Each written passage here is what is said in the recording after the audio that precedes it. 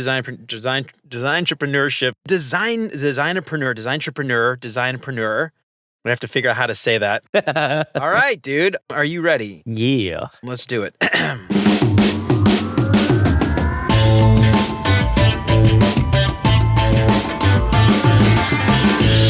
What's up, UX fam? How's your mom and them? Welcome to another episode of Beyond UX Design. I'm Jeremy. If you're new here, welcome to the show. I am super stoked to have you. And if you haven't done it already, please consider subscribing to the show wherever you listen to podcasts. And if you are a regular here and you feel like you're getting something out of the show, I would really appreciate you leaving a 5-star review. That'll help me out so much more than you can imagine. And I am so excited to tell you that this week's episode is brought to you by Jeff White's UX Storytelling Toolkit. Lots of people talk about the importance of storytelling for UX designers, but Jeff brings actionable clarity to the concept and he shows you exactly how to do it. He breaks down all these different real-world scenarios, like how to use different storytelling methods to present your work to clients and stakeholders, how to craft a better case study for your portfolio, and how to improve portfolio presentations for job interviews. And I love Jeff's approach to storytelling here. It's not just your simple once upon a time kind of stuff. And since you're an amazing listener, and I know this course will help you out so much, I have partnered with Jeff to give everybody listening out there 10% off if you use the code BeyondUX when you check out. That's BeyondUX, all one word. So head on over to uxstorytelling.io/course. Use the code BeyondUX at checkout to get 10% off Jeff's course. So go learn some incredible techniques to influence your team and help advance your UX career. This week's audiobook recommendation is The Entrepreneur's Guide to Keeping Your Shit Together: How to Run Your Business Without Letting It Run You by Sherry and Rob Walling. And this is a must-read for anybody navigating the emotional roller coaster of entrepreneurship.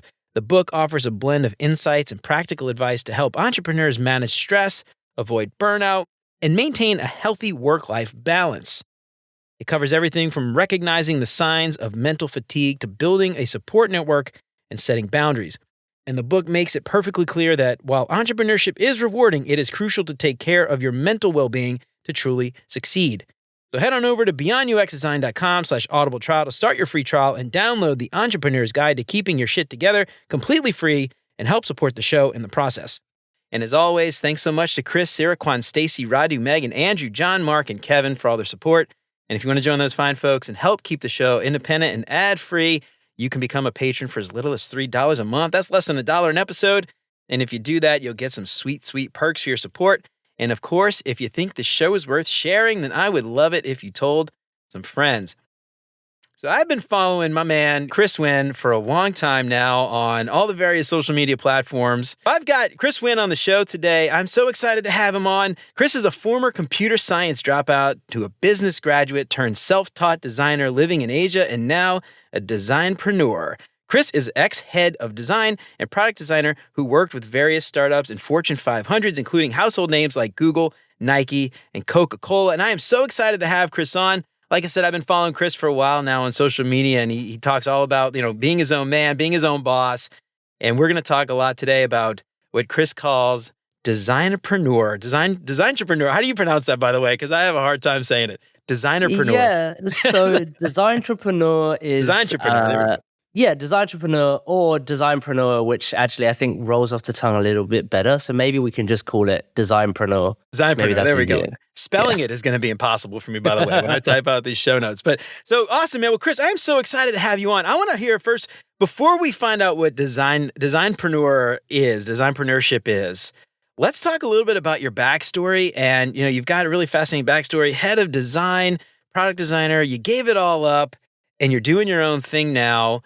Tell us about that journey, man, because I want to hear that story. It's such a fascinating and inspirational thing for me.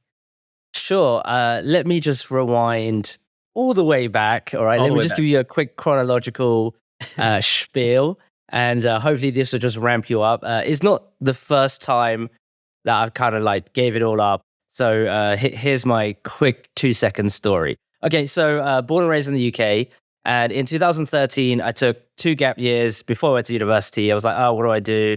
Then I dropped out of computer science, and then I went back to school, graduated in business, right? After that, I kind of stumbled around and was like, okay, well, what am I going to do with my life? I have a business degree, which actually means nothing, especially one from the UK. So I was like, okay, cool. My parents are retired. I'm going to go back to Vietnam and visit them. So I bought a 6 months ticket. It was like, okay, Vietnam is home base while I travel around. Then in 4 months, I ran out of money, and my mum said to me, why don't you just get a job to fund the rest of your trip? And so I did, and I landed in tech, right? And Oh, six okay. months now has turned into 10 years living abroad. So that was the first time I gave everything all up, just kind of was like, all right, well, wherever I call home, now it's different. Okay. And then, so I got myself into tech. I was in digital marketing, actually working for a company called Misfit Wearables. I'm not sure, Jeremy, if you remember them. Yeah, like the original smartwatch, right? Like back in the day before, Google and Apple got into the thing, right? Yeah, that's right. That's right. And they got acquired by Fossil. But yeah, one of the co-founders of that was the guy who famously fired Steve Jobs in 1985. So Oh, well. that was kind of like my claim to fame That's then. his claim to fame. Oh, that's rough. That's funny, man. Yeah, so I was working there. I was like, okay, I like tech, but I don't like the job. So I was like, okay, screw this job, even though it was a really reputable company in Yeah. Vietnam sort of startup landscape. I was like, oh, screw it, I don't care about this. So I went freelance. I did a couple of small gigs for some startups, and I ended up basically redesigning their platform using Keynote, the presentation tool. This is before I found Sketch, and I was like, oh, I really like this. So then I got my first product design role for a company called Tiny Pulse, is HR solution software. And then I worked there for a couple of years, ended up leading a team of 5 or 6 designers. Then I had an opportunity to move to Mexico. Wow. And yeah, it was pretty cool for a company called Wiseline. And I joined a team of 12. We grew that to about 45 designers. We, traveled a bunch of places, worked with some of the brands that you mentioned, and then landed in my head of design job, where I was like, okay, well, because I was a UX manager at Wiseline and I had my sort of own squad, could I do this on a larger scale, right? Could I run my own org and design things at scale and run a big team? So I took up that head of design role at a place called True Money in Bangkok, and I was like, okay, this is cool. We have 6 million monthly active users, Wow. used in 4 different regions, designers in different countries as well.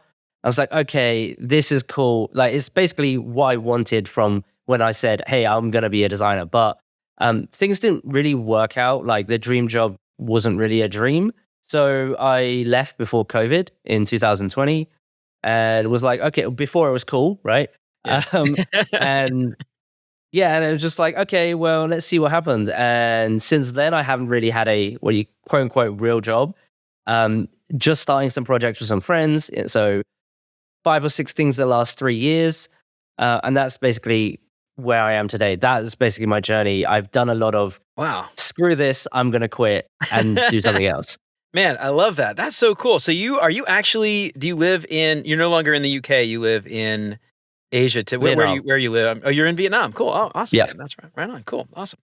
Well, I've never been. We could talk about this later, but I've always wanted to go to East Asia, Vietnam and Thailand and stuff specifically, but that's awesome, dude. All right. So you're a designpreneur. I have to figure out how to say that. When you think about designpreneur, to me, the interesting thing, because I've talked with people like Tommy Joko and Philip Wallach and stuff about doing your own thing, building products, productizing your services and stuff like that. But when I think about designpreneurship, I think of almost anything. And I'm curious from your perspective, it's kind of cool because you can almost do anything that has kind of a design spin on it. How do you define designpreneurship?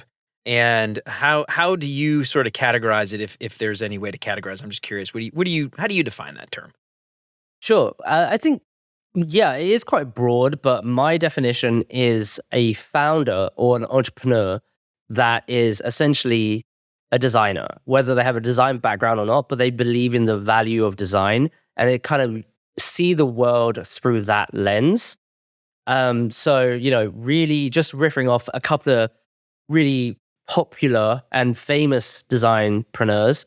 Obviously, you have David Kelly, IDEO, Brian Chesky, Airbnb, Christo, The Future, Matthias from Behance, Rob Kanan from Etsy, Evan Shah from Pinterest, and there's so many more. And I'm just talking Right. about tech, right? Yeah. But there's obviously fashion designers, interior designers, architecture, like all sorts of designers that start their own business. So it's really actually, in my view, yes, the lens of which you look on certain problems and for you to be your own boss and spin something out of it, whether you're a co-founder or a founder. So that's kind of how I see it. So there's a lot of engineeringpreneurs, right? Right. Like your Zucks, your Elons, whatever, right? Guys who code.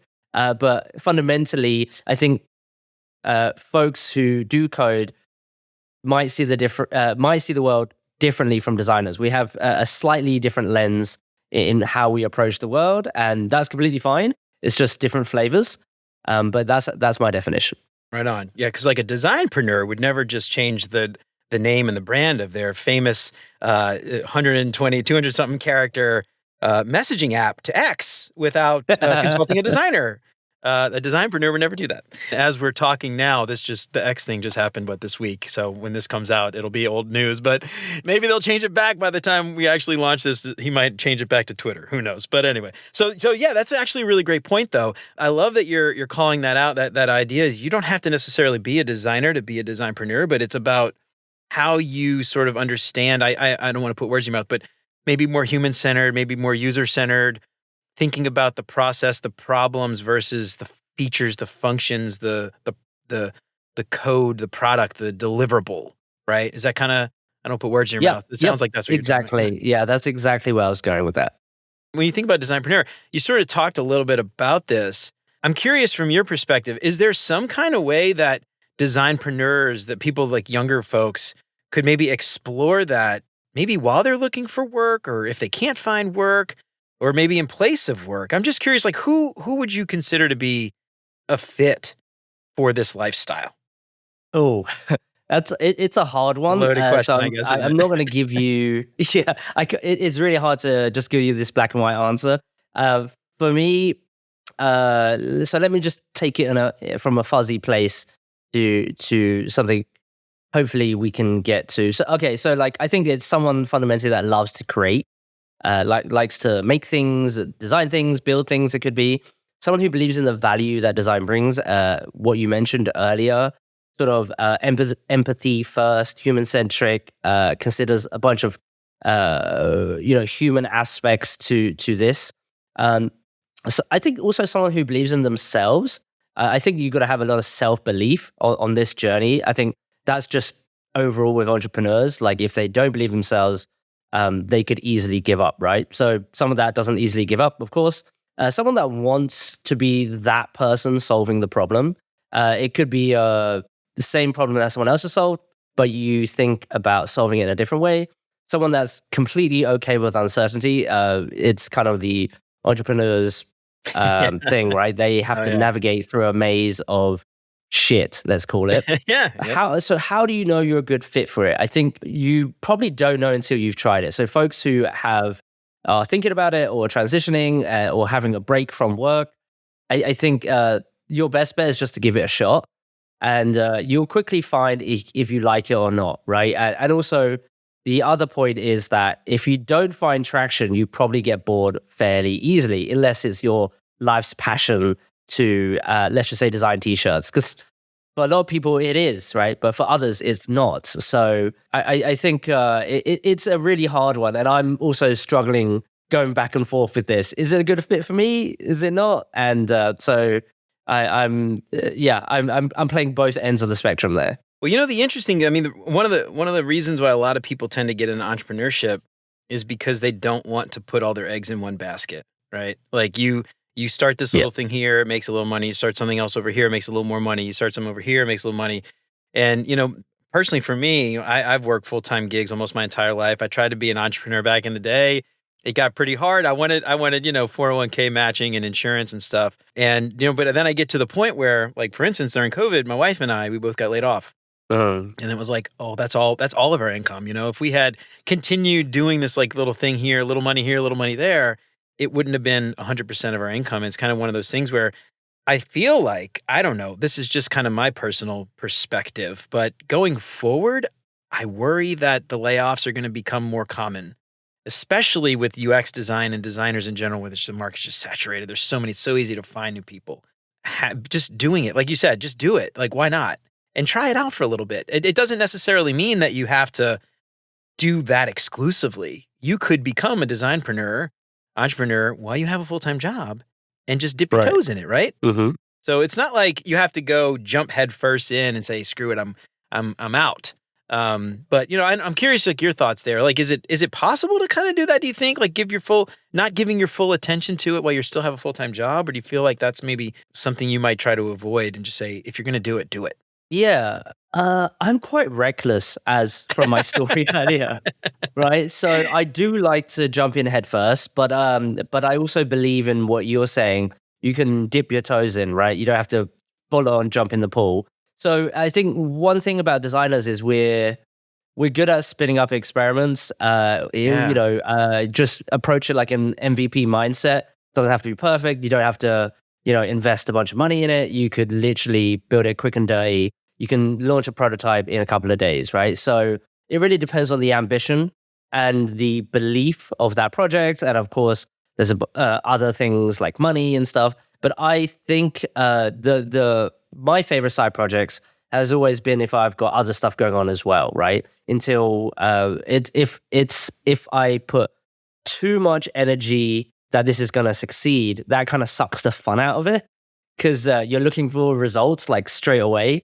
And I think we need to play in that realm of like, it is still play, right? This is just for fun. And if something comes of it, then we can kind of shift our energy more into that. So, but however, I said that, that I do go all in because I want to immerse myself in that, but I'm okay to say, okay, it's not working, right? Like I have no emotional attachment. I've just lost 3 months, but that's fine. Like that's what I wanted to do. So for me, my strategy typically is like start something little, but then if I feel like there's potential, then just dive in a little bit more, and then see what happens. But I think for many folks, you should be diversifying, as you said. Have your main income, and then do things on the side and see if you like it. Open a bakery, like a ghost bakery, right, or whatever it is. That stuff doesn't need full-time attention. You don't need to buy a kitchen. That stuff could be done at home. I love that, man. Well, the idea of experimentation, I mean, this is to me such an important piece. And I think one thing that I think UX designers specifically understand inherently, I think that's sort of ingrained in our process to test, iterate, validate, get the feedback, iterate it again and just continuously improve it over time. And I read this online somewhere, and I think a designer is the one who said it. So, give it, take it with a grain of salt. But it was something to the effect of designers make the best entrepreneurs because we understand the people, we understand the problem. We don't fall in love with the solution. We fall in love with the problem, and we're willing to change and flex, as opposed to saying, I've invested all this money and I'm going to keep doing it, even though I know that it's probably going to fail. So that idea of experimentation to me is such a critical thing.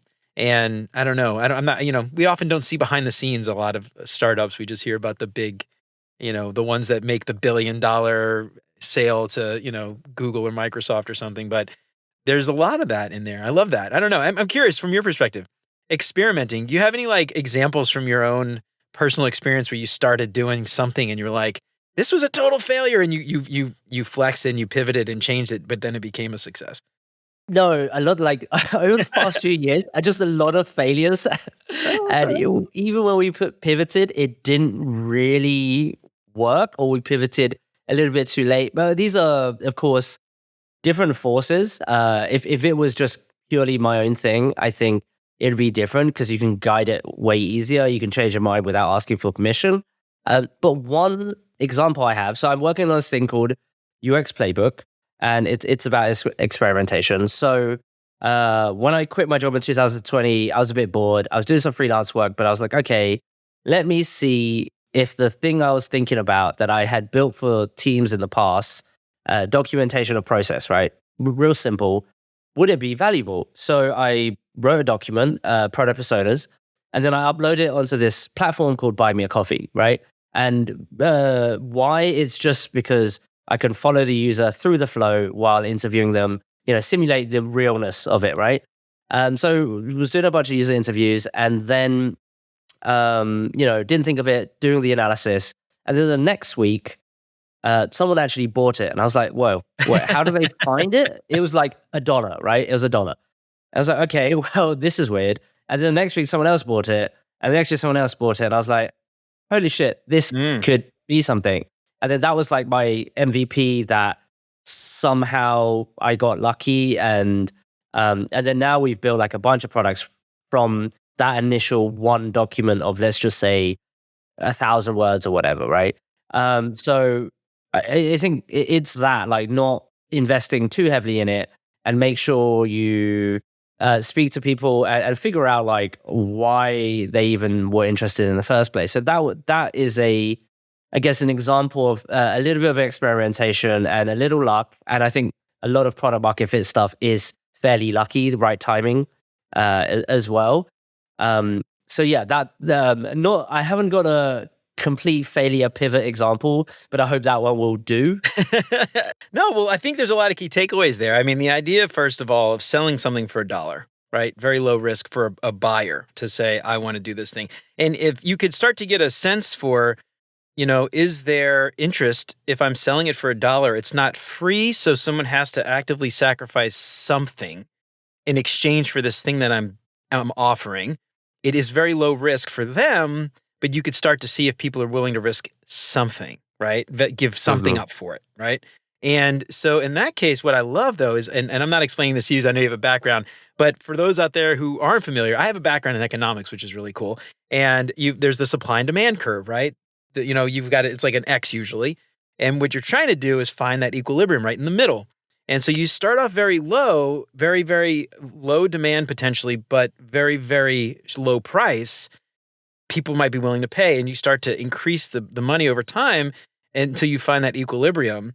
And that, to me, is like a perfect example of an experiment, right? You start out at $1, you get some feedback, then you up it to 2 or 5 or 10 or whatever, and you slowly increase it till you find that fit. And I'm curious, like you mentioned, you had a background in business. Is this idea, some of these things that you're thinking about, coming from that background in business, or is this just something you just stumbled upon by accident? I'm just curious how that came about.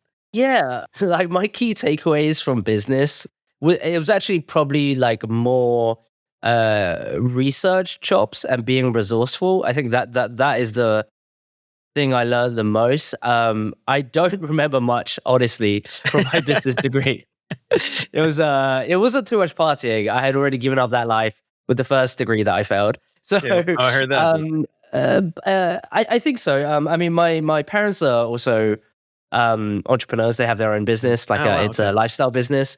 So I kind of grew up around that. So it could be. And just a quick tangent, when you're talking about the demand equilibrium, so I just went into this incubator. I spent 2 months there, and one of the products we pitched was a pricing optimization tool. So you know how flights and e-commerce, their price fluctuates so much, constantly, right? My hypothesis was like, can software be priced at different price points in order to generate demand, right? Mm-hmm. And because obviously there's infinite supply, but can you generate demand by fluctuating the price? So Amazon does this, and Google does this with really specific things. But what about consumer products? What about Twitter? What about XYZ, right? So I mean, we didn't get the funding in the end, but it was a very good tangent into pricing. And actually, this is where I got obsessed with it, because you're right. The $1 experiment. And I've actually been manually A/B testing like quite often on my own product to figure out this question, right? Like, what is the optimum price for this based on the perceived value? And when I change it, do I make more revenue and sell less or sell more? Like this question is like the one that keeps me up at night. It's funny. This directly applies to something I've been doing on LinkedIn every Friday. I do a cognitive bias, right? And the one I did last week was the less is better effect. And they ran these really fascinating studies back in the day. Like this was this was like 30 years, 90s sometime. I think it was 95, 96. So it was relatively recently. But what they found was, and this is, again, keep in mind, separate experiments, people were willing to pay more for less goods if they found the value to be higher. For instance, they did an experiment where they did a 6-ounce cup of ice cream, right? The cup was 6 ounces. They put 7 ounces in the ice cream. Then they took an 8-ounce cup and put 7 ounces of ice cream in the 8-ounce cup. And when people judged it, they were willing to pay more for the cup of ice cream that was overflowing than the one that looked like it wasn't full. So it was actually less ice cream, but it looked like it was overflowing, more ice cream in a smaller cup, and people were willing to pay more for the one that looked like it was overflowing. So it's really fascinating here because when you think about how to price something, I know we're going totally off tangent here, but it's all about like the context that people are looking at the value of this thing. And so if they're comparing your product versus another, they're going to judge it very differently than if they're judging your product alone in a silo, which is really fascinating to me. And when people compared the two things of ice cream together, like if it was an ice cream shop that had both on the menu, people were like, why would I pay more for less ice cream? That doesn't make any sense.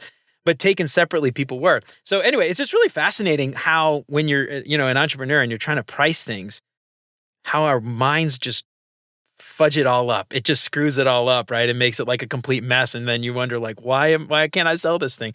So anyway, I don't know, totally off topic, but that was just like a fascinating thing that applies to this, the way that it works. And for me, at least, I took a lot out of that. How do you price and sell and market your thing versus another competitor? Right. Super fascinating stuff. I don't know. I know that was totally off topic, but no, it's really good. They're like, because I was thinking about it for at least 2 months. So like, I'm fascinated with this world. There's no product out there in the tech space, or let's just say consumer tech space, that solves this problem, right? Anyway, I digress. Well, the other thing that was really interesting, I'm hearing you talk about a lot of this stuff, is when people hear Designpreneur, right? Like for me, when I heard it, the first thing I thought of was designing something to sell. But what I'm actually hearing, and maybe this is really important takeaway for people listening, is Designpreneur does not mean you're selling design-related things to designers. It means you're thinking about it from a designer's perspective and approaching running and starting a business from the way a designer would do it. Not necessarily saying, I'm going to create Notion templates for designers, right? You might actually create Notion templates for something completely unrelated to design, but approach it from the way a designer would. So anyway, I don't know if you have anything extra to say about that, but that was just a key thing I just wanted to like highlight as we're talking. It's not, most of the stuff you're talking about here, a lot of the things are not, your playbook, UX playbook, obviously, but a lot of the other things you're talking about are totally unrelated to design. It's just approaching it from a designer's point of view. Yeah. It's sort of getting this, like understanding why people make the decisions they do, and then how you can potentially influence them to an outcome that you wish, right? For example, like Christo, he is a designer selling design education content, right? But that's typically what you think about from designpreneurs. But what about Evan Sharp? It's Pinterest, right? Or Brian Chesky, like it's Airbnb, it's hotel rooms, basically. Like it doesn't have to be that. But yeah, quite right. You got it.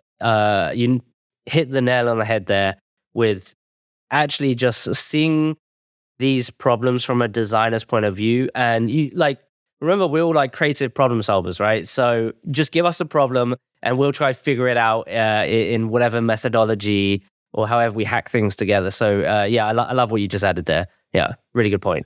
So one other thing that you mentioned a little bit ago, and I want to call this out because I feel like this is maybe a nurture versus nature thing, and I'm curious your take on it. But, like I said before, I started my own thing. My wife and I started our own kind of side gig selling, stuff.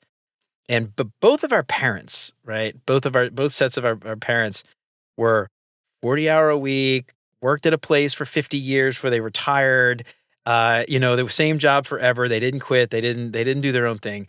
And over and over and over again, since I was like a small child, I remember my parents beating me over the head with, you got to go to college, you got to get an MBA, you got to work for some big corporation and make a bunch of money so you can retire.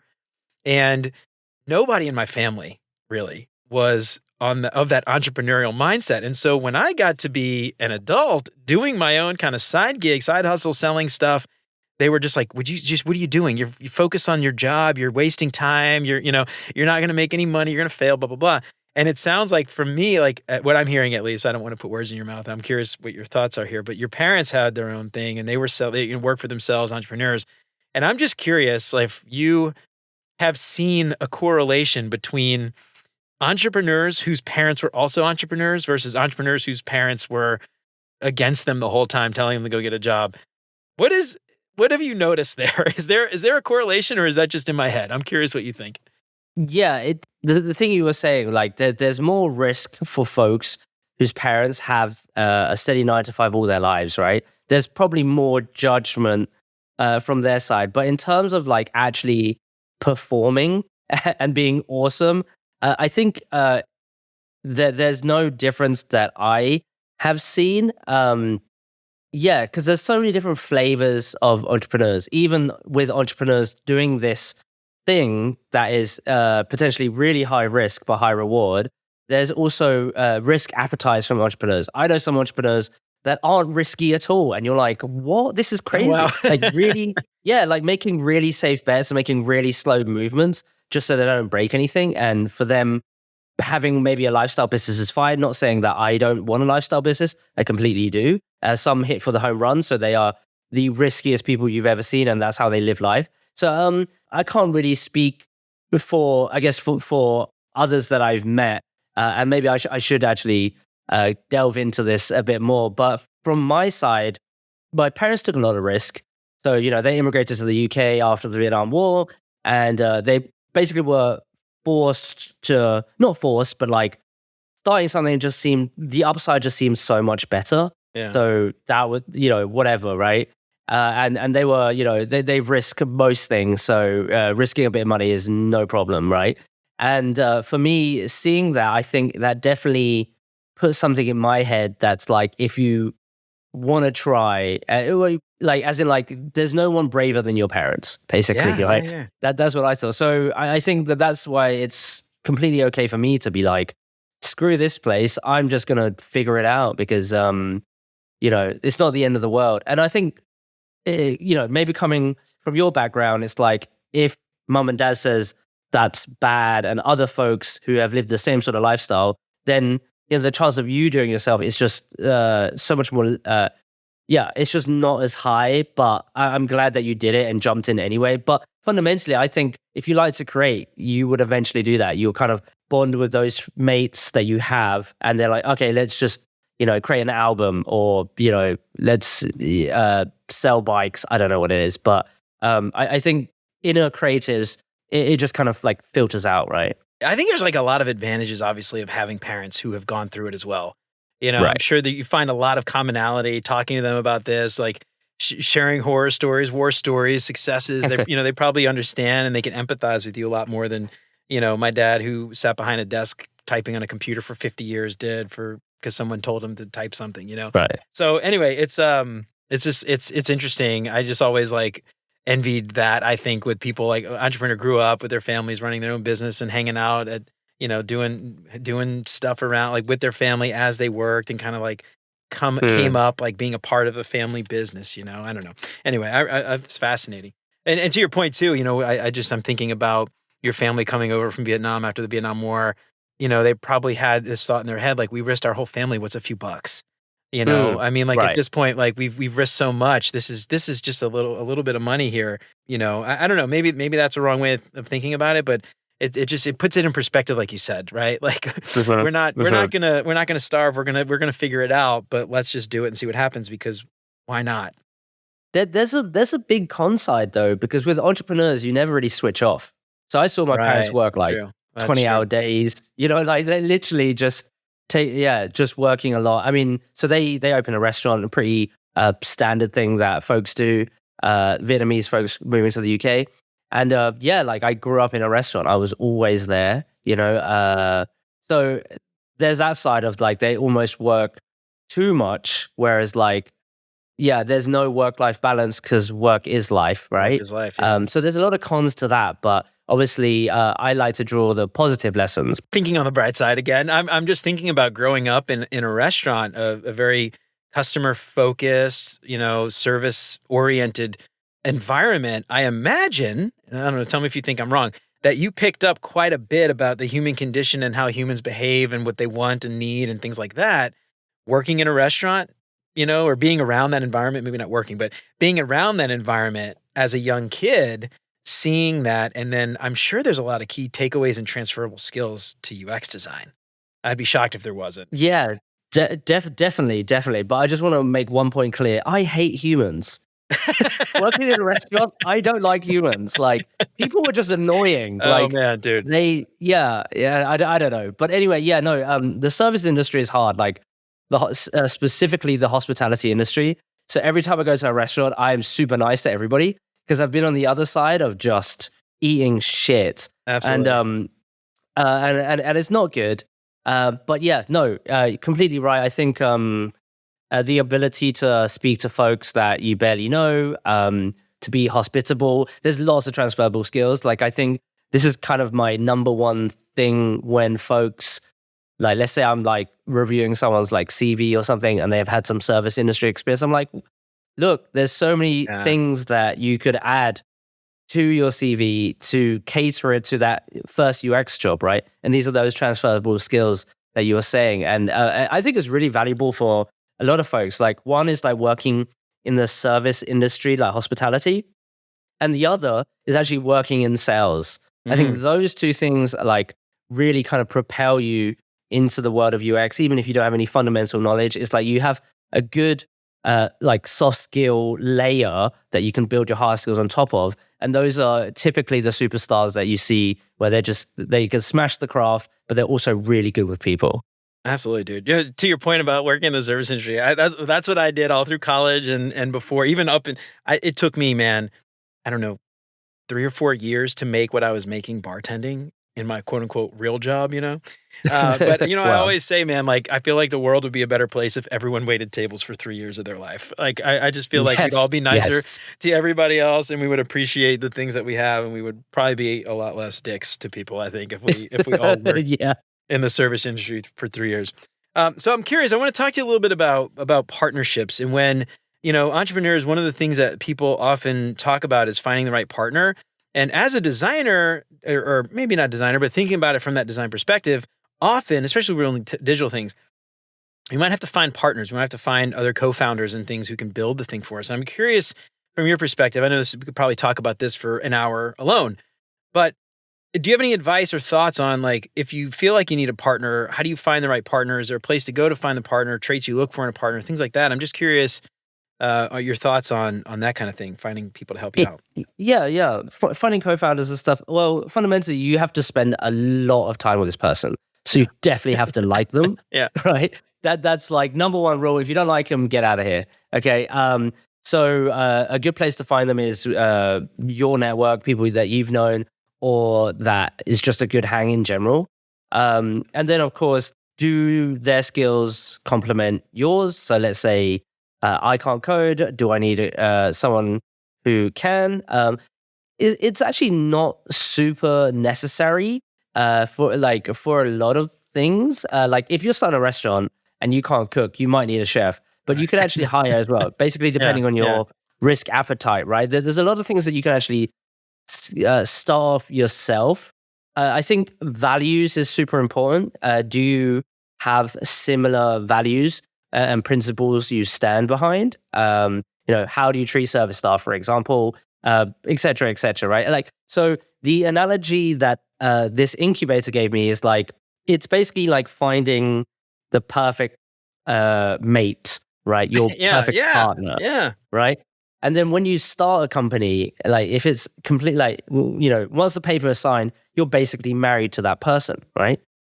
Divorce is horrible. I haven't been through it, but I can imagine folks that have been through it. So it's like hopefully you never want to get divorced, right? So you got to make sure all these, whatever the bucket is that you find important. And so, so it's all those things there. For me, I don't like to commit straight away. similar to the dating life. You should date for a while. You should work on a bunch of different projects first, and just kind of test the waters. Shop around. A lot of fish in the sea. Yeah. Exactly. That's right. I know the incubator I was part of, Antler, they were really big on, founder dating, and they actually had a crazy list of like 50 questions you should ask your co-founders, right? To match us up. So, there are these frameworks and techniques out there to figure out who it is. But for me, the most important thing is like, do I like them? Do we vibe well? Did they also inspire me to be better? I think that's really important to me, because otherwise my motivation will just slump. If, for example, you do more work than them, and then like you guys are arguing about like dumb stuff. And luckily enough, my girlfriend at the moment is also my co-founder. Oh wow! So we've started a few things together, and so it was also quite interesting where you're not dating, you start something, and then you are dating. So I kind of did it the other way around. Oh, where you start so you guys first. started, and then you started dating after starting the business together? Yeah. Oh, you're brave, man. That is brave, yeah. Because if the business screws up, I'm screwed too. That's funny. Yeah. So my wife and I, we were actually engaged when we started our business together. But man, I couldn't imagine that. Oh man, well, good luck. We'll check back in a year or two and see how everything's going. Hopefully for you, fingers crossed, everything works out. Thank you.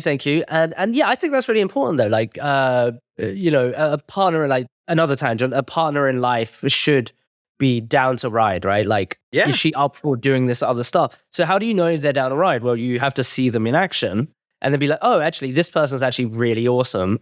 They have the same values. They have the same work ethic. They believe in the same things, or at least they're ambitious in the same ways. And your co-founder has to be up for the same.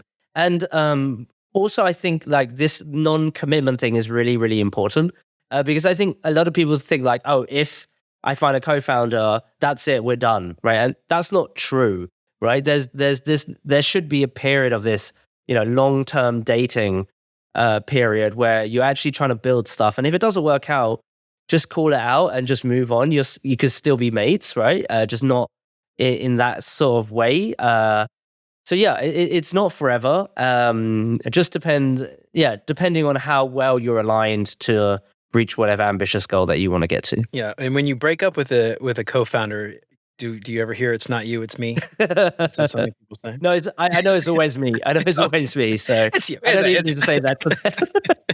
All right. So I'm curious. One of the things I'm really interested in is you've been using social media to market, your products and things like that. And I'm just curious. A lot of times companies will assume they have to hire agencies and things like that. Being a designer, you're able to design logos, hopefully, and make a nice looking website and things like that. But I'm curious, when you think about marketing yourself, do you have any advice there or thoughts on how to do that really well? I know you're using social media really well, and you've built up quite a following on places like LinkedIn and Twitter and other places. I'm just curious, any advice as far as marketing your services? Oh, yeah. I'll be honest, I don't really know what I'm doing. So, yeah, that's the truth. That's all right. But I know that I will try to figure the answer out. So the first is volume. Just throw a bunch of stuff out there. And then over time, the data will tell you what's working and what's not. And over time, you'll find things you like to promote, how you want to promote that. And over time, you would be more consistent. The quality would up. So we used to post like at least twice a day, maybe sometimes more. Wow. And even like we did one video a day, like a TikTok a day. We did. It seems like so much work. So much work. We put in the volume. We were like, okay, well, we don't know what we're doing. How do we learn the fastest? Okay, let's just publish. And then we let the audience tell us what it is. At the beginning, it's really hard because you just don't have any followers. So there's not enough data, right? So you have to, basically we built up 3 months of data and we sat down, we're like, okay, let's get through this. But there's also a danger in that, and we can talk about that point later, where you shouldn't just let the data guide you, because then you're just appealing to whatever others like versus what you actually want to say. So there's a healthy balance between that. But For me, it's like, okay, how do you promote yourself? Yeah, just volume plus time. Then the quality should get better over time, and you'll end up finding which channels you like promoting the best. You find your voice. You kind of find some your key messages or your brand pillars, if you will, in that. But I believe that most of these folks that are like marketing gurus, they're also doing the same. Like they are just kind of, they're just putting that stuff out just to see what happens. And maybe they've stuck to their viral formula. Maybe they haven't, but folks also get bored of the same old content every single time, right? Yeah, so you've got to switch it up. And for me, what's helped is just following other folks that I think do it really, really well and kind of putting my own spin on it. That's always a good way to start. First, it's just like imitate, and then you'll really like figure out how you sort of find your own voice. Yeah, and the other thing too to call out here is, again, like, it's an experiment, right? Like you're trying different things. The trick is to keep some things consistent and change some variables so that you can go back and look at the data and be like, I changed this and I saw this result. And so it's not just like throwing a bunch of crap at the wall, obviously. So I just want to like highlight that it sounds like you guys were doing that experiment, trying some things, changing it up, and kind of going from there. You've done a lot of social media. Is there any value in other partnerships with, like, I don't know, partnering with other brands or partnering with other social media people? Have you ever tried to do that kind of thing? Has that worked well for you? I haven't done it too much. I've done some of it, but that's the new thing I'm going to be testing, which is, what do they call it? Kind of borrowing audiences from others. Yeah. Cross yes, sharing. I don't know, something like that. Yeah. We're something all like moving that, our right? hands here and we're moving things around. And you can't see us out at home, but that's what we're doing. Yeah. So I want to be trying that, because first I was just like trying to grow these individual accounts by myself, and we've done a few collaborations with brands and other creators. But I think I'm gonna aggressively approach and just start cold emailing everybody and just take a sales outreach approach to this, and see what happens. But I think, yeah, there's definitely value in that. And there's also obviously mutually beneficial relationship with partnerships. But I haven't had too much experience, so I'll report back. I know a lot of folks on Slack are pretty good at that stuff. Yeah, that's cool. Yeah, I'm always curious how that works. And it's funny because a lot of people like don't realize that brands are actively doing that in the background. Like you never see that when you just hear, whatever this collaboration between two brands, like there's strategy there. It's not just like, oh, hey, I like your stuff. Oh, cool. Well, let's do a thing. It's, I think your audience will benefit from this, and I think my audience will benefit from this, and let's do this together. And I think we can, again, like, that cross collaboration, I guess is the term. I don't know what the word is, but pollination, is that a thing? Cross pollination, does that sound right? Because you're growing your Something like audience that. together. Something Yeah, like sure. that. We'll coin it there. There you go. Yeah, there's something about cross-pollinating audiences, but I remember the term, but my marketing chops are getting worse as the night gets to the end. Question: beyond UX, have you explored this brand partnership, and what are you doing on that side? Yeah, it's funny, man. I've had this idea where, and I actually didn't come up with this myself. I actually listen to a lot of history podcasts, and there's a history podcast network that a lot of history podcasters join. And they started doing a thing where in the beginning, they'll be like, hey, I'm Jim from the History of Rome podcast. And they'll intro, the History of France podcast or something. And they'll all kind of do a little recording and share it. And then that person from the History of France podcast will send it out to 10 different podcasters. And then those 10 podcasters will play it in the beginning of their thing with the idea that if you're listening to one history podcast, you're probably into another history podcast. So I've looked at that for UX design podcasts, and the thing I've found is there's not a lot of people who do it regularly. They do, maybe a season where they'll do for a month or two, and then there's some who will just do like record 10 and then post them all at once. So like getting in there so that it's like a mutually beneficial thing, because I post weekly, but not everybody does. So I've explored it. Part of the other thing too is I don't really know a lot of design podcasters. Like there's, Jay Neal that has the Design MBA podcast. Seth has the product design podcast. Caden Damiao is the way of product design podcast, but they all have like weird schedules. So anyway, I've looked into it. Not super successful as of this point, but I'm still relatively new too as part of the problem. Like I haven't even been doing this for a year. So I don't really have a tenure doing it. I only have 40 episodes as of this recording, 40 episodes published. So I don't know. Maybe we could talk offline. I wouldn't mind some advice. We could talk on Slack. We're on Slack, so we'll holler at each other. Yeah. But that's something I'm thinking about. It sounds interesting. Definitely sounds interesting. Yeah. But the idea, though, of finding other people who are doing a similar thing to you and partnering with them in some way without, like we said, signing the papers to get married, it seems like a really logical thing, and it seems like a really smart way to do it. All right, so you posted something recently, and at the time of when we released this would have probably been old news by then, but at least as far as social media time goes. But you posted something, lessons learned along the way, and I was curious if you don't have to go through the whole list, but you posted some really insightful things, and I asked you a question on LinkedIn or one of them, and you had a really great answer. But I'm curious if you want to talk through some of those items, some lessons that you've learned that you could impart to our dear listeners. Sure. So the other day, I've been writing for like a year, 2 months, and 14 days. This was a few days ago. Yeah. Every day, no exception. Actually, probably more than one post a day. But anyway, I digress. So on that day, I hit 15,000 followers. Wow. So vanity metric aside, I wrote a post called "Here's 15 Lessons Getting to 15K." So let's just highlight three of them, or three of them that I think speaks to me the most. So number 4 was to think better, right?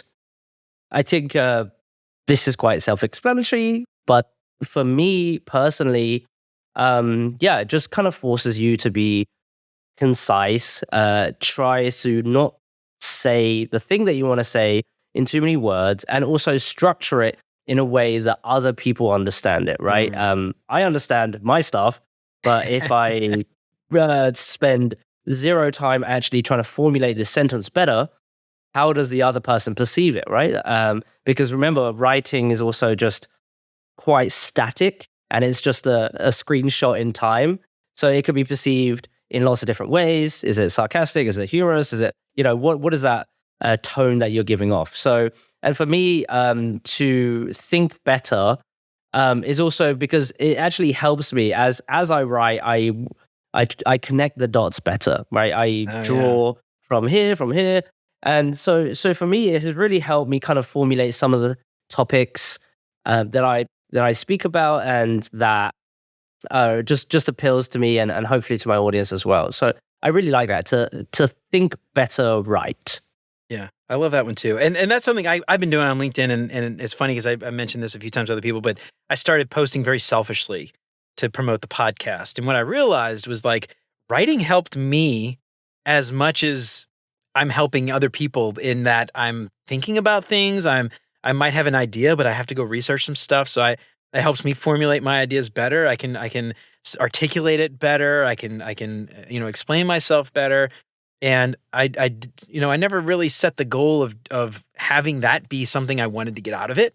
But I found that posting every day, now when I write a post, I could write a post in 20 minutes and it's like nothing. But a year ago, it would have taken me an hour or 2 hours or a day, So it's kind of fascinating, and it helps you in so many ways. Obviously the posting helps with followers, but the articulating, like you said, and actually explaining the thing. And then you can see, like, I wrote something a certain way, it got this response. Again, thinking about that experiment, I wrote something another way and it got a different response. And that helps you kind of think about how you should start talking about in the future. So anyway, I love that one. That one was awesome.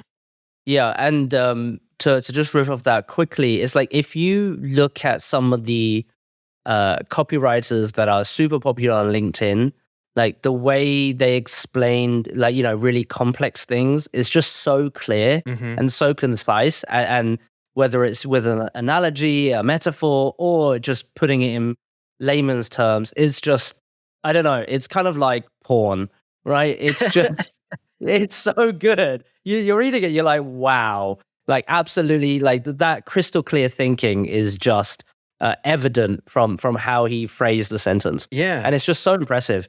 So it's kind of, I'm falling in love with this a bit more. Like, kind of capturing your thoughts through writing, but in such a nice way. What's interesting here too, and I don't know if a lot of UX designers have experience with copywriting. I feel like that's something a lot of them probably don't have a lot of experience with. The word copy, they probably don't even know what copy means.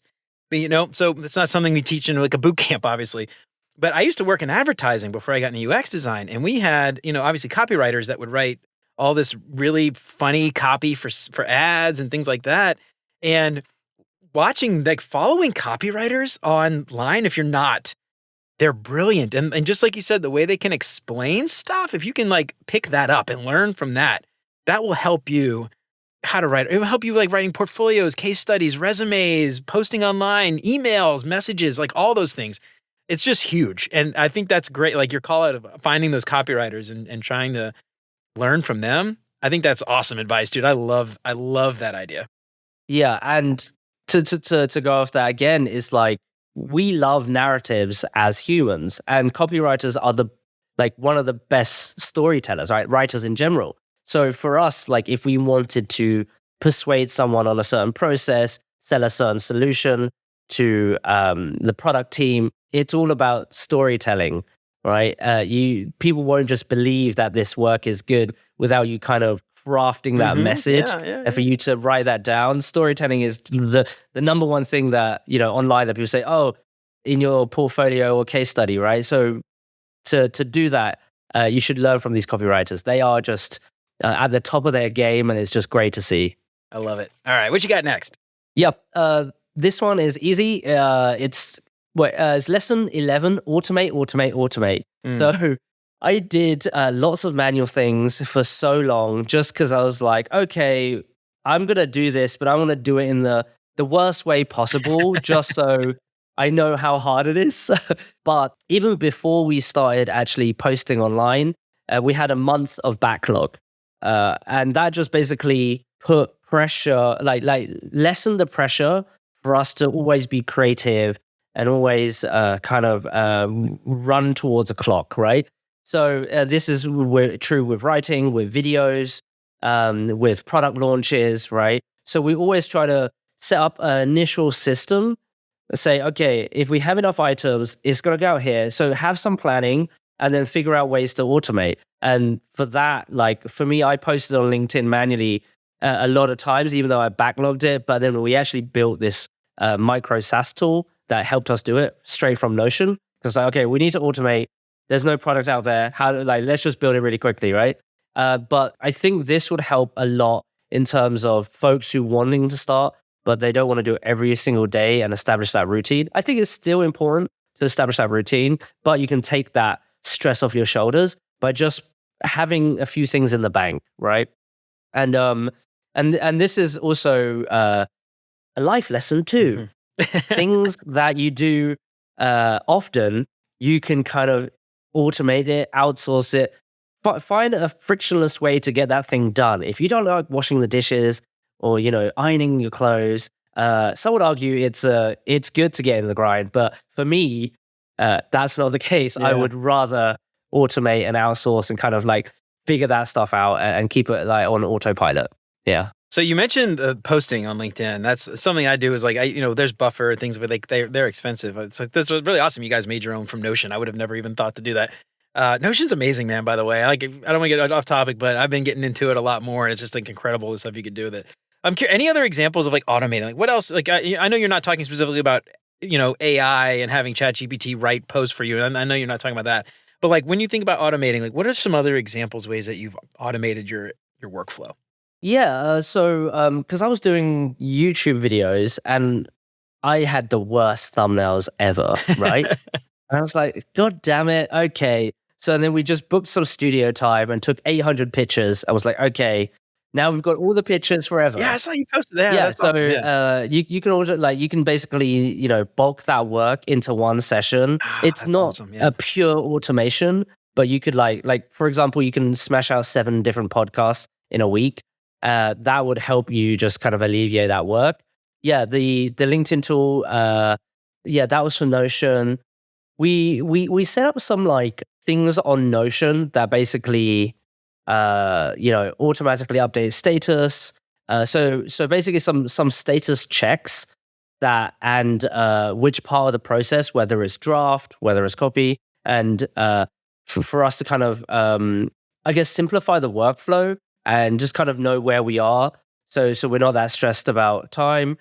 So one last example, as it came to my head on automation, emails. It's kind of the perfect thing to automate. Where are they in the buying journey? Have they bought a product? Onboarding flow, like what does it look like? Can you make your product, or at least the emails, more useful so they know how to use your product? Can you automate how you get feedback? Because you want to get feedback. That's really, really important. But you don't want to ask it every single week. So how often do you ask it? And then, also the buying journey is really, really important. Like, for example, what's the buying intent? Where did they come in from? What do they click on? How do they give you their email? And then what do you do with that email? How do you warm the lead up, let's just say, and then close that deal? So yeah, email has been a huge one that I've been working on actually just last week, where I moved from MailChimp to ConvertKit. I was going to ask. Okay. Yeah. Yeah. And 100 emails later, I'm like, okay, I have my system, but basically to figure out if it works, you have to just see the unsubscribe rates. All customers will just tell you, stop emailing me, man. Yeah. Please. Emails is probably one of the first things that product-wise you should automate, because you don't want to write custom messages to everybody that buys stuff from you. Yeah. So anyway, I was going to ask you what service you use. And I know we had this conversation a few weeks ago. I use MailChimp too, and they just up the prices and stuff. And I know several people on that Slack channel where I mentioned ConvertKit. I'm gonna have to follow up with you online or offline after and ask you about that. That's awesome, man. So far you had two. You had a third. You want to call out? Yes. This one's also self-explanatory. Ideas and inspiration come from everywhere. So and this actually links to. This was like habit shapes your thinking. So there's another lesson said that I wrote that says habit shapes your thinking, but it links to ideas and inspiration come from everywhere. So I realized that when I started writing, I read everything in a way of, how can I spin this in my own way? Like, I just couldn't stop. Like, everything I was reading, I was like, oh, well, if I put a UX lens on this story or on this anecdote, how, like, is it good? So I just started doing that. And it was really, really fun. Like, I just got more creative over time. And, the inputs of the world. And then I was like, okay, I can output something. And that just like, it was like kind of an endless flow. So you only get that once you were like, repeat. This happened to me with when I started learning video as well, where I was so deep into editing and making videos that I would watch a movie and I would be like, oh, I see what they did. Oh, that's cool. I should do that. And that's great, right? And hopefully designers out there get that from design, but sometimes you need a different spark in an area of life, because you've just been in this world so long, you just might get bored. So ideas and inspiration come from everywhere. That really helps. And that kind of reminded me the joys of learning something new. Yeah, I love that. Yeah, that's something I've started to see a lot of people talk about too online, which is really great to see. I've seen other people talking about, read art history, or go look up art history, look up the masters, go read books from 1800s and the early 19th century, 20th century. Don't just focus on like software related stuff, because what's funny, this is something, I actually used to play music, and the guy that I learned drums from played drums for this really famous R&B singer down in New Orleans. And so anyway, one of the things he always told me was, like you hear all these famous people and you want to go learn from them, like you listen to the Beatles, you want to be like the Beatles. Instead of going listen to the Beatles, like listen to the Beatles, but then go listen to who inspired the Beatles, and who inspired those people, and go back and just see that progression over time. And it's kind of the same thing, I think, with UX design or really just anything in general, seeing the world for inspiration beyond just looking for design inspiration or whatever, and be inspired by everything, man. That's just such like a profound life lesson, I think, to just make you an overall better human, have better conversations, that kind of thing. I think that's amazing advice, man. I wanted to call that out. I just really love that advice.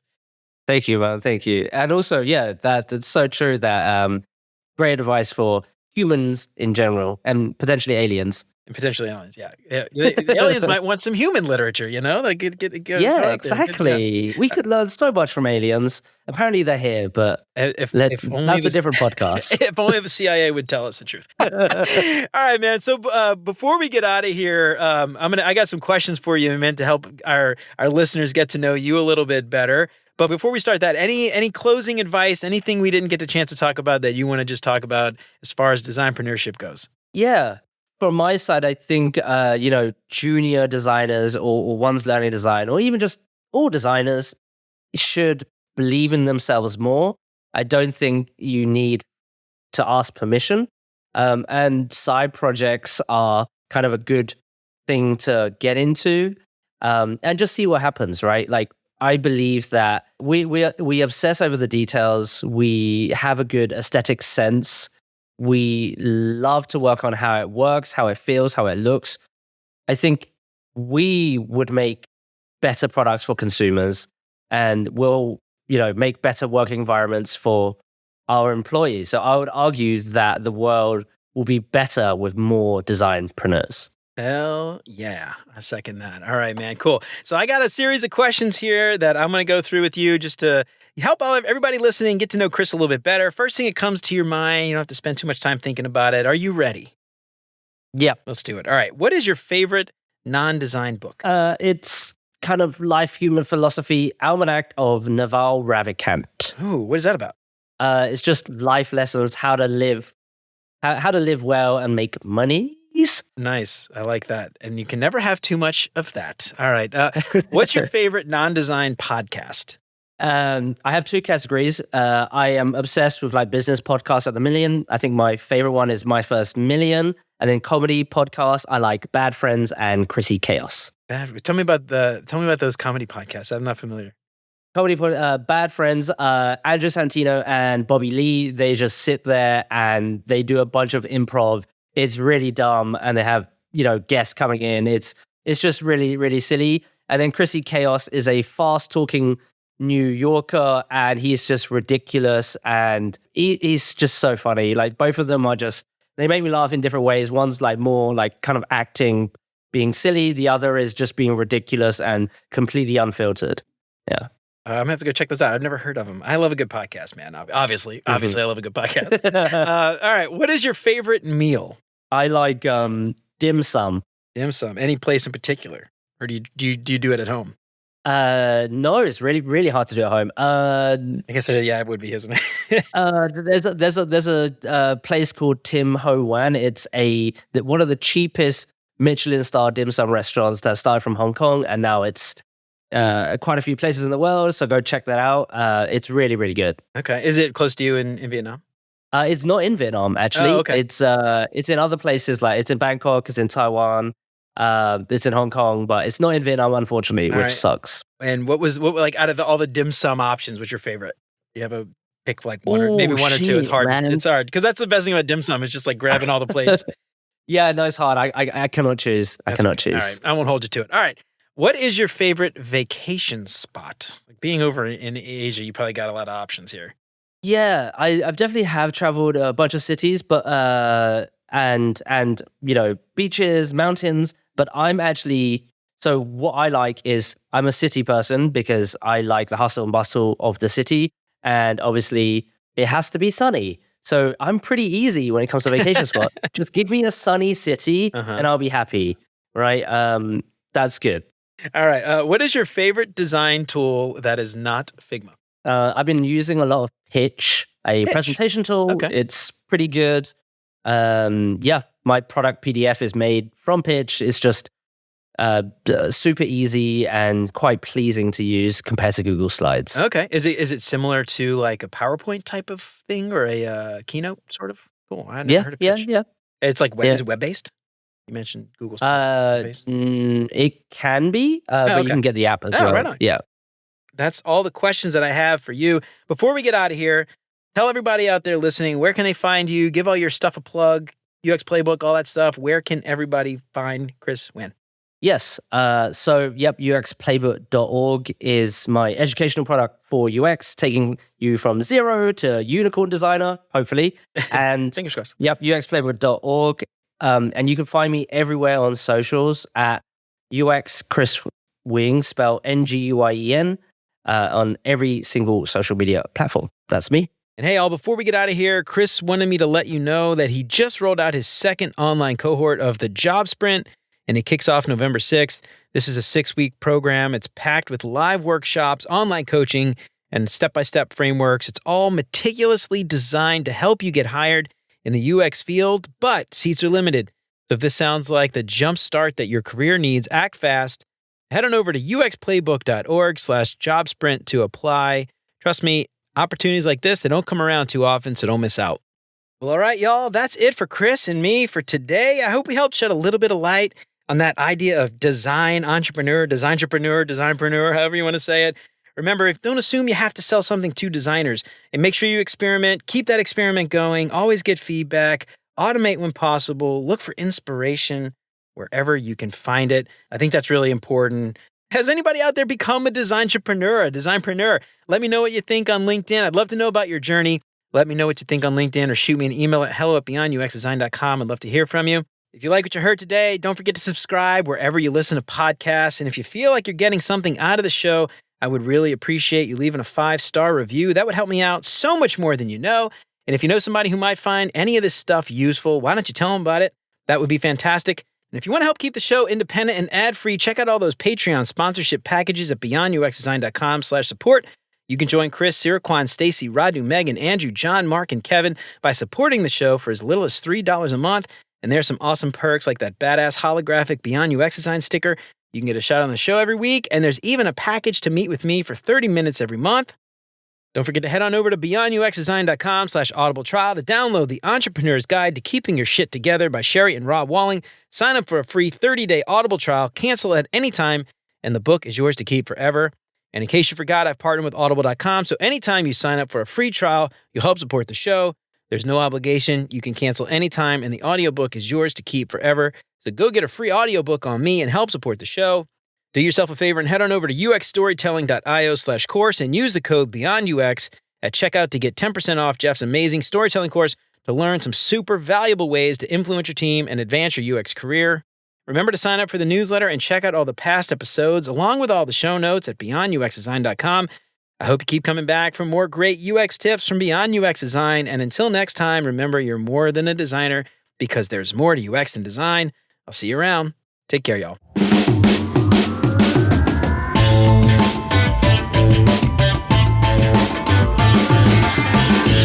I don't know, man. That stuff's crazy. I'm totally off topic. Have you been following in that crazy stuff with like the U.S. and the Senate and the Congress, all the hearings and stuff they're having in the U.S. about a friend has UFOs been and stuff? telling me this stuff, and he sent me a bunch of links, and I have not dived in because I know I'm going to lose weeks on that stuff.